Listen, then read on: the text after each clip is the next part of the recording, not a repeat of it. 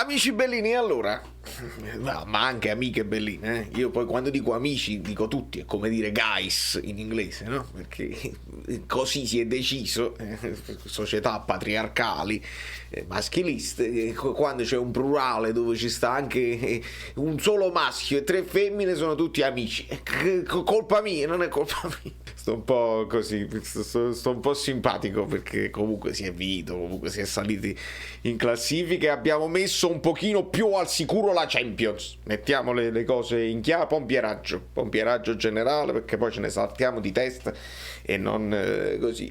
Non solo vorrei fare analisi tattiche, gli XG eccetera eccetera, ma ho anche degli screenshot per voi, li volete vedere? Cominciamo.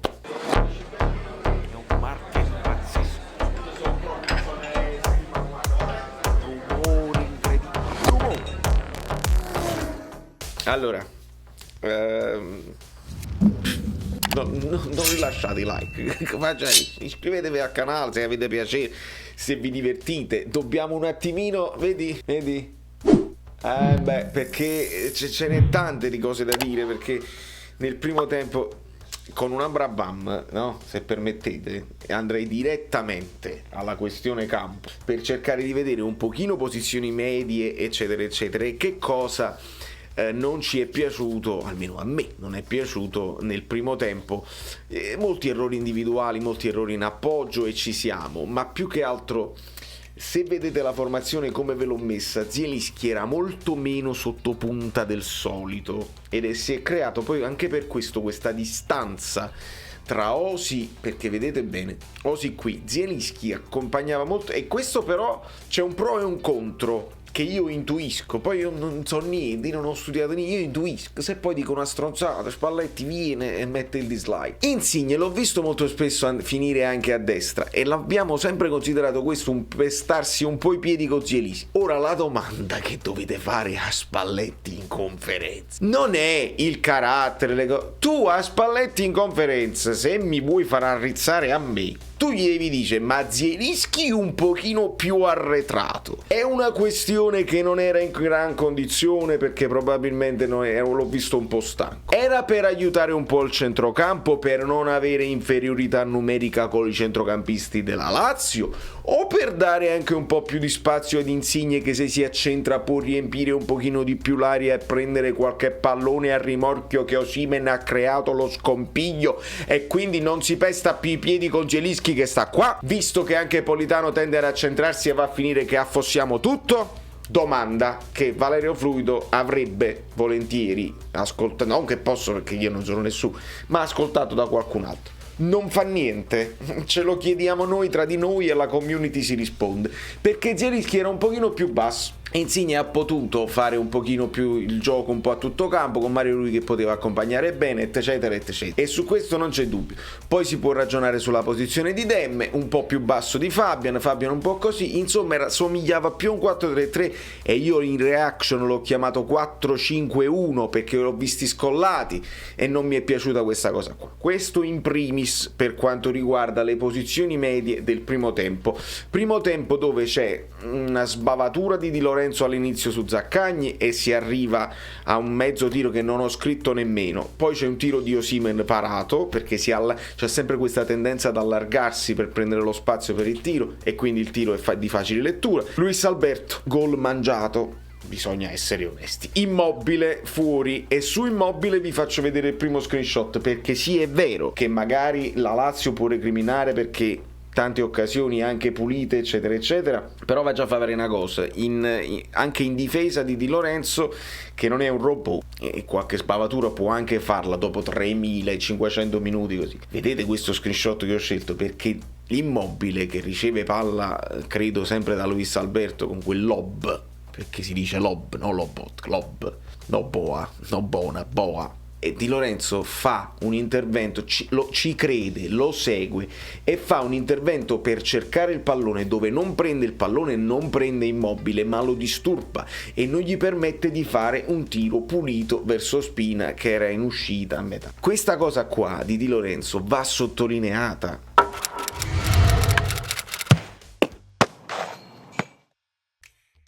E capite come io sottolineo le sbavature, perché ogni tanto lo vediamo eccetera eccetera, gli sottolineo anche le cose, ecco perché poi dovrebbero salire i voti se poi uno fa l'analisi frame per frame di tutte le cose. E come questa, per dire, questo è un esempio, questa qua di Lorenzo, ma la cosa si potrebbe dire lo stesso di Koulibaly, che ha fatto molti errori in impostazione ma ci ha messo una pezza, di Mario Rui, che anche lui qualcosina ma poi ci mette una pezza, di Rrahmani eccetera eccetera. Rrahmani si prende un fallo su Immobile dove recupera in velocità e si prende il fallo ed esulta.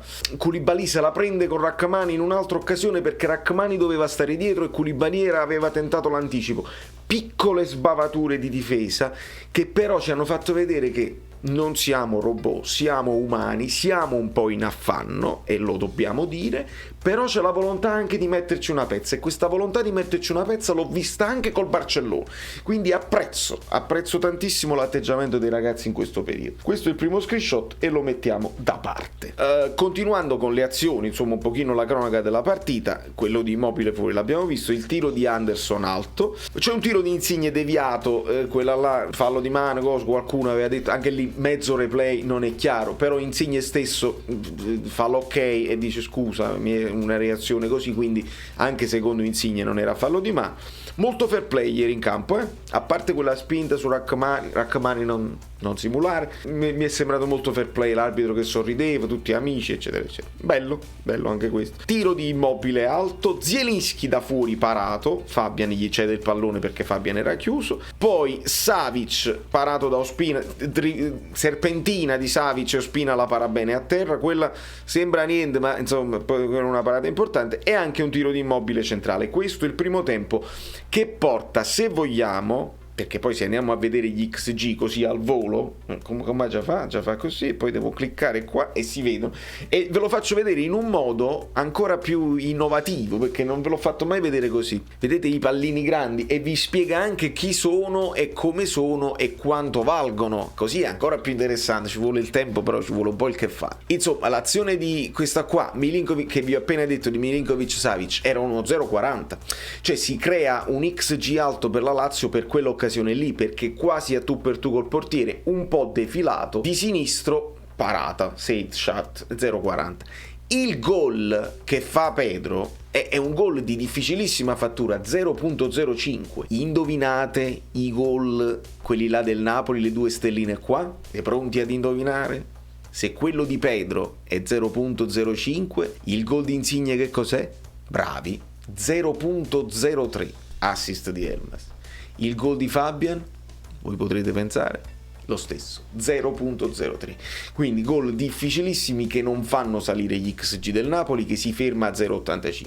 La Lazio a 1,43 perché poi oltre alle azioni quelle là varie, visto l'occasione di Immobile di Luis Alberto che vi dicevo prima, con l'intervento di Lorenzo eccetera eccetera, e tutta una serie di cose. Ma il Napoli vedi che qualche cosa poi alla fine lo crea, perché ci sono tanti pallini, non cose eccezionali, però ci sono dei pallini che hanno messo in difficoltà la Lazio, specialmente nel secondo tempo, perché andiamo a vedere, togliamo questa cosa qui e andiamo a vedere nel secondo tempo, parata di Ospina su Anderson, quella parata a terra, Immobile, ancora parata di Ospina, Milinkovic di testa, quella un po' telefonata, parata, Fabian tiro alto, quel tiro al volo che finisce molto alto, e poi c'è il gol di Mertens, e poi c'è il gol di Insigne questa volta, che quando non ci pensa su, quando la prende bene, ed è uno spettacolo, perché sì è tiro a giro ma tira forte, il pallone gira ma non è il tiro a giro che va in alto. E arriviamo anche a un'altra considerazione che secondo me i giocatori stanno imparando a fare. Il tiro a giro bello che finisce nel set è bello, è anche efficace, il tiro là del Piero, come volete voi, però Fabian ci sta insegnando che se tu la fai a giro ma la tieni bassa, prima di tutto sei più capace di prendere la porta, perché alto può finire troppo alta, traversa eccetera, ma se la tieni bassa il portiere, anche se intuisce, non solo deve lanciarsi ma deve anche cadere, quindi nel lancio se si lancia troppo va magari in alto e non riesce a cadere a terra, e infatti diventano imprendibili sia quello di Insigne che quello di Fabian. Bellissimo rumori senza alcun precedente. Dopodiché il gol annullato ad Insigne, eccetera eccetera, il rigore non dato così, anche il tiro di Politano parato, vediamolo un po' qua dove sta, penso che stia in questa zona, fammi vedere, Matteo Politano, open play su assist di Elmas, 0.04 perché era molto lontano, però Strakosha gli esce, voi non l'avete visto, l'ho visto solo io, però insomma Strakosha gli esce, e su questo ho altro paio di screenshot da farvi vedere che sono divertenti. Prima di tutto dobbiamo fare complimenti ai ragazzi per un motivo, e vi faccio vedere quali sono questi motivi. Qua dovete vedere una cosa, siamo sullo 0-0 e qui arriverà il gol del Napoli. Vedete che c'è una pressione furiosa di Demme, perché è Demme che va in pressing, credo quello sia Patri, che poi va in difficoltà, rilancia sul pressing di Demme, Politano intercetterà, Politano lascia ad Elmas e poi arriverà al rimorchio Insigne. Quindi vedete che in questo caso il dinamismo di Demme aiuta il primo pressing e mette in difficoltà la Lazio, che non riesce ad uscire pulita. Questa è la prima cosa bella, quindi già al 60° un po' più di coraggio da parte del Napoli, e vedete che arrivano i frutti. Altro screenshot che mi fa piacere farvi vedere, la presenza in area di Elmas, e qua stavamo già sull'1-0, Insigne in questa zona sempre un pochino più ibrida, sempre che si accentra e addirittura finisce sulla destra, ed è qui che si creano i presupposti, perché Elmas in mezzo a due crea scompiglio, la palla in questo contrasto finisce ad Osimhen che tirerà verso la porta, respinta di Strakosha, Insigne che era in corsa finisce in fuorigioco e quindi il gol viene giustamente annullato. Altra cosa interessante, ne vediamo un altro, vediamo di cosa si tratta, la capacità di Elmas di trovare spazio tra le linee, in questo caso viene trovato da un lancio di Koulibaly che sbaglia i lanci nel primo tempo, ma nel secondo tempo ne indovina parecchi,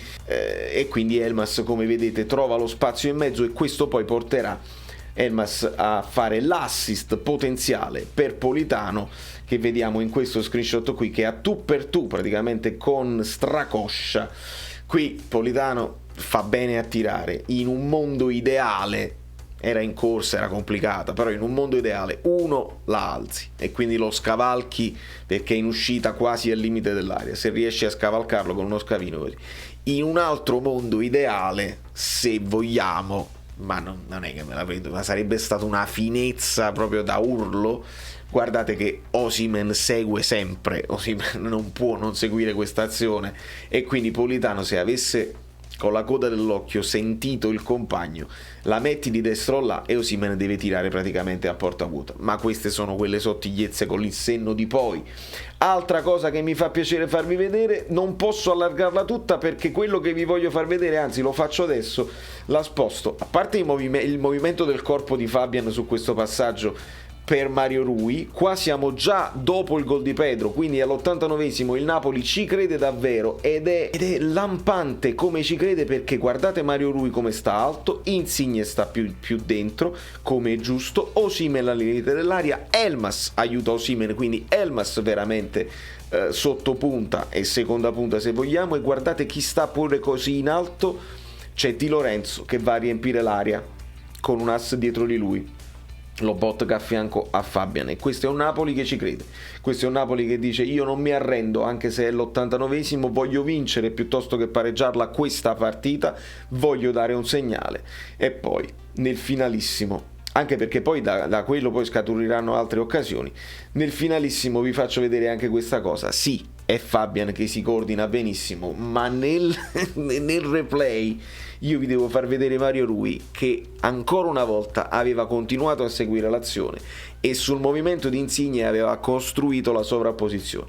Insigne sceglie di darla a Fabian e fa benissimo, ma Mario Rui ancora una volta al 90esimo aveva seguito la situazione e quindi aveva creato anche lì un presupposto di superiorità, dove Sarri poi si lamenterà di una serie di cose, mamma mia quanto è lungo questo video, ma dobbiamo pure allattare un pochino. Vediamo che nel secondo tempo, giusto per completezza, quello che succede, il primo cambio, e avviene bene perché il primo cambio avviene al 57esimo, bravo Spalletti, bravo, vuol dire che vuoi cambiare qualcosa che non ti piace, che non sia Mertens, va bene, non ci prendiamo Koller, il bene del Napoli sopra al bene di Mertens, Elmas ti dà più equilibrio, ha spaccato la partita, bravo Spalletti. Quindi Elmas si mette qua, non è più un ibrido 4-3-3 ed Elmas accompagna molto meglio Osimhen e si crea questa situazione. Fabian poi si mette a sinistra rispetto a Dem, insomma trovano loro le posizioni giuste e questo succede al 57esimo. Poi all'80esimo abbiamo addirittura le altre sostituzioni con un As che prende il posto di Politano, con Lobotka che prende il posto di Dem e Lobotka entra anche bene quelle poche palle che ha giocato,